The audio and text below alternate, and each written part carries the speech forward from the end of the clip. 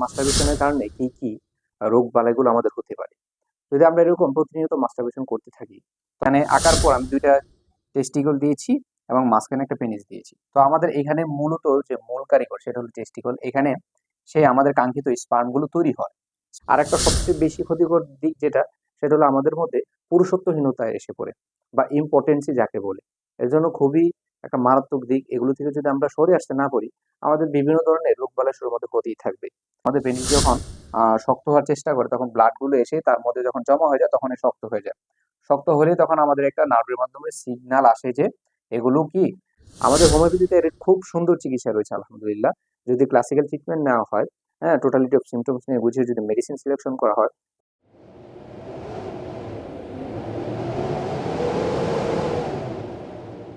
আসসালামু আলাইকুম রহমতুল্লাহ বারাকাতু। কেমন আছেন বন্ধুরা?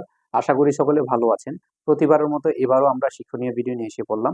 আজকে আপনাদের সাথে খুব গুরুত্বপূর্ণ বিষয় নিয়ে আলোচনা করব।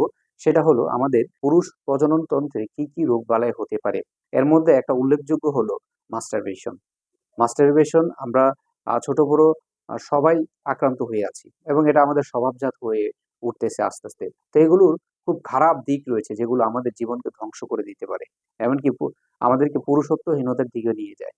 তো আসুন এই বিষয়টা জানার আগে কিভাবে আমাদের এই যে স্পাম তৈরির প্রক্রিয়া, বা কিভাবে বীর্য আমাদের পুরুষ জনতন্ত্র দিয়ে বের হয়ে আসে, সেই বিষয়ে একটু জেনে নেওয়া যাক।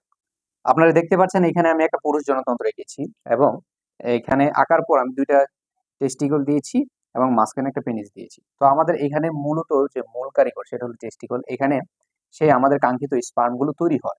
স্পার্ম গুলো যখন ম্যাচিউরড হয়ে যায়, তখন এপিডিডাইমাস নামে একটা কয়েলাকৃতির একটা অঙ্গাণু থাকে। সেখানে গিয়ে কি সেই ম্যাচিউর স্পার্ম গুলো জমা হয়। সেই ম্যাচিউর স্পার্ম গুলো যখন জমা হয়ে যায়, এবং আমাদের পেনিস যখন শক্ত হওয়ার চেষ্টা করে, তখন ব্লাড গুলো এসে তার মধ্যে যখন জমা হয়ে যায়, তখন শক্ত হয়ে যায়।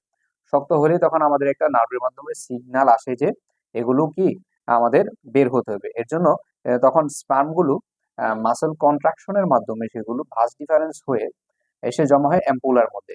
এই দুইটা অ্যাম্পুলা দেখতে পাচ্ছেন, এই অ্যাম্পুলার মধ্যে জমা হয়। অ্যাম্পুলা এবং সেমিনাল ভেসিকল।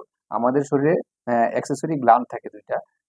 এখানে অ্যাক্সেসরি গ্ল্যান্ড গুলো কি সেমিনাল ভেসিকল, আরেকটা হলো আপনার প্রোস্টেট গ্ল্যান্ড। ঠিক আছে, দুইটাই আমাদের সিমেন্ট, আমাদের যে স্পার্মকে সিমেন্ট হতে তৈরি করতে সাহায্য করে।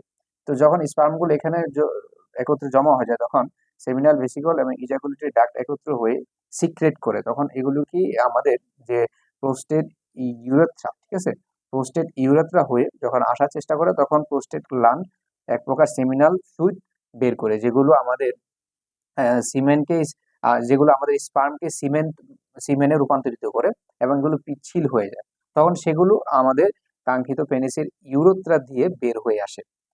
আর এইভাবে আমাদের মূলত বীর্যগুলো সে আমাদের পেনিস দিয়ে বের হয়ে আসে। তো আপনাদেরকে এই বিষয়ে সম্যক ধারণা দেওয়ার চেষ্টা করেছি। তো আসলে এবার জেনে নেওয়া যাক মাস্টারবেশনের কারণে কি কি রোগ বালাইগুলো আমাদের হতে পারে। যদি আমরা এরকম প্রতিনিয়ত মাস্টারবেশন করতে থাকি, তখন আমাদের টেস্টোস্টেরনের হরমোনের পরিমাণ কমে যেতে থাকে। তখন আমাদের গ্রোথ হরমোন যে তৈরি হওয়া, সেটাও আস্তে আস্তে কমে যেতে থাকে। যখন টেস্টোস্টেরন হরমোন কমে যেতে থাকে, তখন একটা সময় আমাদের পিঠে ব্যথা অনুভব হতে থাকে। আর গ্রোথ হরমোন কমে যাওয়ার কারণে আমাদের যে পেনিস, সেটা সঠিকভাবে বেড়ে ওঠে না। তখন অনেকে দেখা যায় সেটা ছোট হয়, বা প্রথম দিক দিয়ে একটু মোটা, পরের দিক দিয়ে একটু চিকন হয়, এরকম বিভিন্ন ধরনের অস্বাভাবিকতার লক্ষণগুলো দেখা যায়। আর কি আমাদের শরীরের মধ্যে একটা ক্লান্তি বোধ এসে যায়। ক্লান্তি বোধগুলো কেন আসে? কারণ এখানে আমাদের যে স্টোরেজ এবং কোলেস্টেরলের পরিমাণ এখানে বেড়ে যেতেছে। বেড়ে যাওয়ার কারণে আমাদের শরীরে যে পরিপাক ক্রিয়া, সেটা বেড়ে যায়, এবং এর ফলে আমাদের শরীরের মধ্যে একটা ক্লান্তি বোধ এসে পড়ে। এবং আমাদের যে উম, যে হরমোন, সেটা সেটা হলো প্রোলেকটিন এবং ডিএইচএ, এর যে পরিমাণ যখন বেড়ে যায় বা যখন হ্রাস পেয়ে যায়, তখন কি দেখা যায়? আমাদের চুলের অস্বাভাবিকতা দেখা দেয়। অনেক সময় এরকম চুল পড়ে যায়, বিভিন্ন ধরনের টাক সমস্যা আমাদের তৈরি হতে পারে। তো এরকম বিভিন্ন ধরনের ক্ষতিকর দিক আমাদের মধ্যে দেখা দেয়। আর একটা সবচেয়ে বেশি ক্ষতিকর দিক যেটা, সেটা হলো আমাদের মধ্যে পুরুষত্বহীনতায় এসে পড়ে, বা ইম্পর্টেন্সি যাকে বলে। এর জন্য খুবই একটা মারাত্মক দিক। এগুলো থেকে যদি আমরা সরে আসতে না পারি, আমাদের বিভিন্ন ধরনের রোগ বালাই শুরুর মধ্যে হতেই থাকবে। তো আসুন এবার জেনে নেওয়া যাক যে এর থেকে আমরা যদি আমাদের যদি এরকম আমাদের পেনিসের বিকৃতি এরকম হয়ে যায়, তখন এগুলো থেকে আমরা কিভাবে বেঁচে থাকতে পারবো, বা এর উপায় কি। আমাদের হোমিওপ্যাথিতে এর খুব সুন্দর চিকিৎসা রয়েছে আলহামদুলিল্লাহ। যদি ক্লাসিক্যাল ট্রিটমেন্ট নেওয়া হয়, হ্যাঁ, টোটালিটি অফ সিমটমস নিয়ে বুঝে যদি মেডিসিন সিলেকশন করা হয়, তাহলে অবশ্যই আল্লাহর রহমতে আপনি ভালো হয়ে উঠবেন।